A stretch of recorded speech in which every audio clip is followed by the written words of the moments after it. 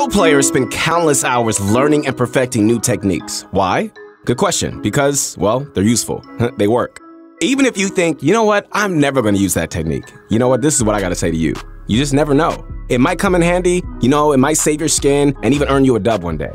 What's going on, guys? It is your motivation guy. Make sure to follow me on my new Insta. That is at your motivation guy. Once again, at your motivation guy. Connect with me as soon as you can. I would love to hear from you. I'm not responding to anybody on my old Insta, only on this one. I want to help inspire you guys to be great in this game and also in life. So we're back again with 7 more pro techniques you probably aren't using. Most of these are not new or anything like that, but still, you'd be surprised at how little use they see. Whether your goal is to get more kills, survive longer, or even win more matches, these techniques are sure to help you guys. Do you have a technique that you love to use all the time? Well, I know a lot of players that, use the grenade strat that you see some of the pros use. They just love blowing stuff up, and that just makes it easy.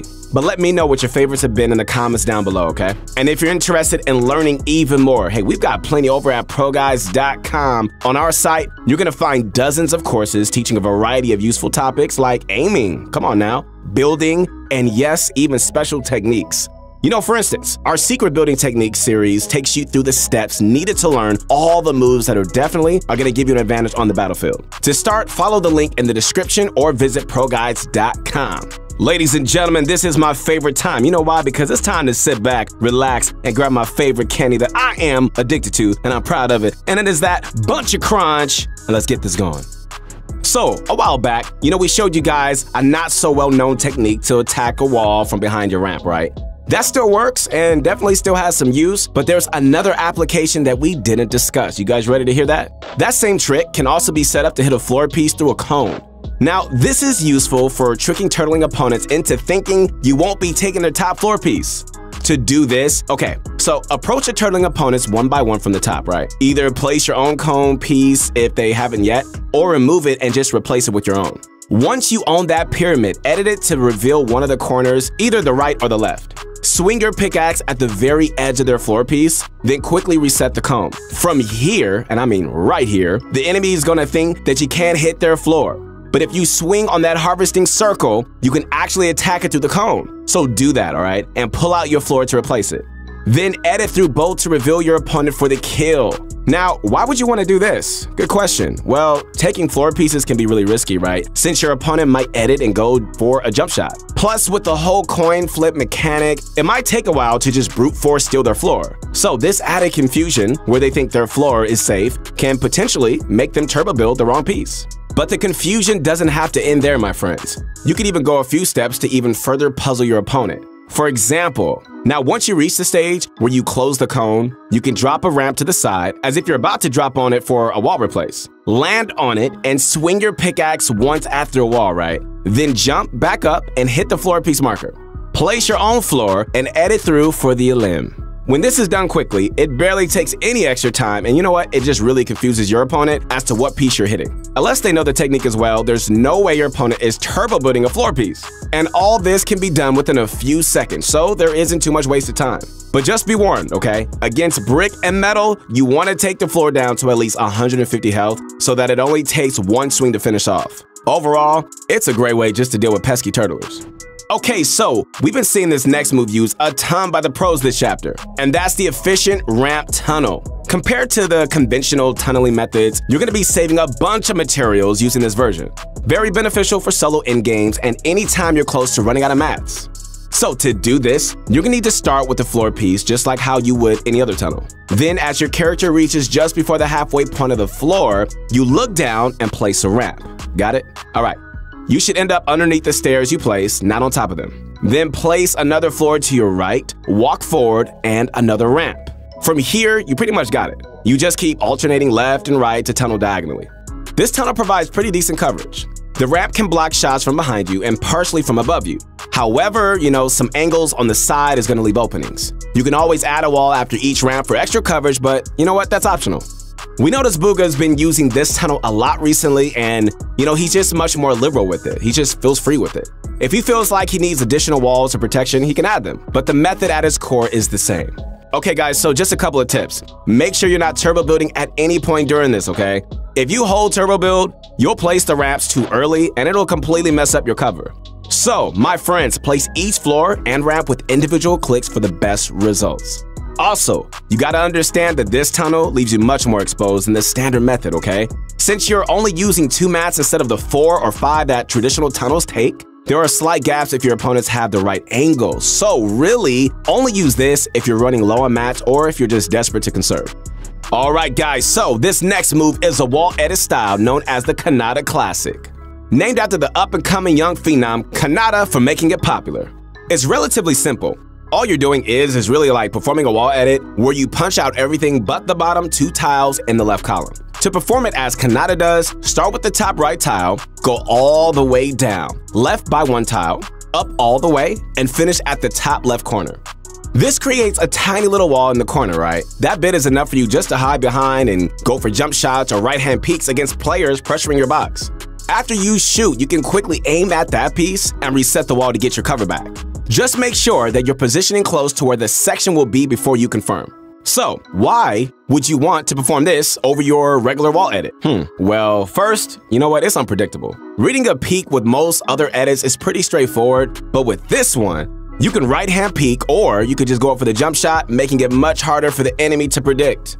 You know, another reason is to deny your opponent's pickaxe swing. The best time to go for an edit play is when the enemy is outside your box, is swinging their pickaxe. The only problem is if you make the edit while they're mid-swing, they might still hit your wall and replace it. Then you're left in a pretty uncomfortable, sticky situation. Since the Canada Classic leaves a very minimum area for them to hit, there's a way higher chance their pickaxe won't connect. So that wall is just gonna stay yours. It takes some time to practice, guys, to get used to this, all right? Practice makes perfect. It really does. But once you get it down, man, it's a fantastic way to go for aggressive peaks. All right, so the next technique is a classic that you definitely need to start using, like immediately, if you aren't already. It's the rocket launcher shotgun combo, which lets you get free damage in on pretty much any box-up player. It's effortless too, to be honest. All you gotta do is fire an RPG at a player behind some builds, pull out your shotgun, line up your crosshair, and fire right as the rocket hits. With the right timing, they can build fast enough to block that shotgun hit. Of course, you do have to have some sort of idea of like where your opponent is. If they're behind a fully built metal structure, this trick is not gonna work. Not only will the metal survive the rocket, but you know what, it's gonna be hard to spot your target as well. But if they're behind wood or something that's still building, the rocket devastates everything in its path so you can land a hit. It may seem like a simple trick, and it is, but we continuously see players with both weapons in their inventory not utilizing this trick. Even if you miss the timing, you haven't really lost out on anything. So next time you go to rocket somebody else's base and you're within range, remember to combo your shotgun along with it. All right, coming up next, another simple but effective trick. This one we're calling the better turtle ramp. It doesn't seem very useful at first, but it's advantageous in several ways. So, anytime you're playing defensively in your own box and someone like takes your wall, your first move is usually to jump and place a ramp, right? Come on, we all know that's true. But instead of putting the ramp forward, you should turn around, look down, and place it that way. So there are a few reasons why you want to get used to placing your stairs this way. First and foremost, and I know that, I know a lot of people this has happened to. If your opponent replaces your wall and edits it open, the ramp you try to place sometimes ends up a tile right in front of you, meaning outside your box and not protecting you. If you turn around and look down to put one, it'll always connect in your box and keep you safe. Not only that, but the most reliable escape route when your wall gets taken is almost always editing out the back of your box. Placing the ramp this way can be done as you're turning around, and it just saves a bit of time. A third reason is to block above you as well. If your cone and floor pieces get taken, a forward ramp isn't going to do anything unless you're toward the front of your box. So turning around and placing it this way protects you from any attack from above. There are plenty of more reasons too, but the main ones are just that it's safer. Generally, it just covers more angles, and it's just more intuitive for you when you're expanding out. Remember when Nick A30 was considered an editing phenom? Man, those are the days, right? But this knowledge of editing is still hot because recently, Nick showed this exclusive trick on his stream involving a peculiar edit we've never seen. All right, so let's just say it's the end game. You're holding the high ground and you want to go for rifle shots on players rotating in. There's a massive risk editing your wall or a window open and going for shots. You might get sniped or lose a bunch of health from a third-party player.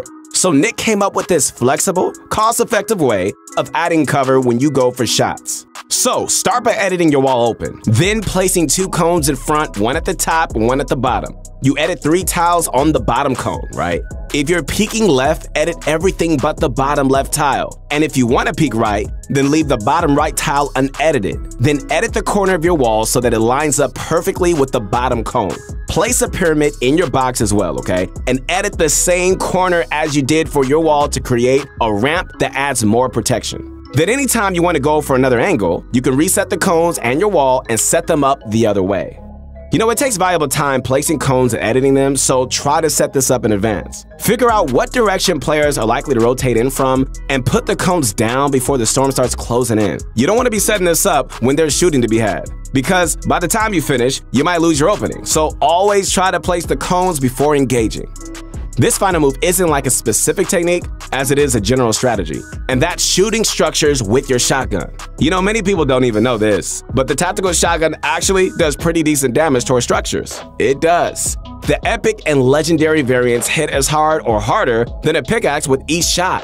About 75 damage with the purple and 75 with the gold. The pumps do significantly less, so generally, you know you want to attack with this strategy. But why would you use one over a pickaxe, you ask?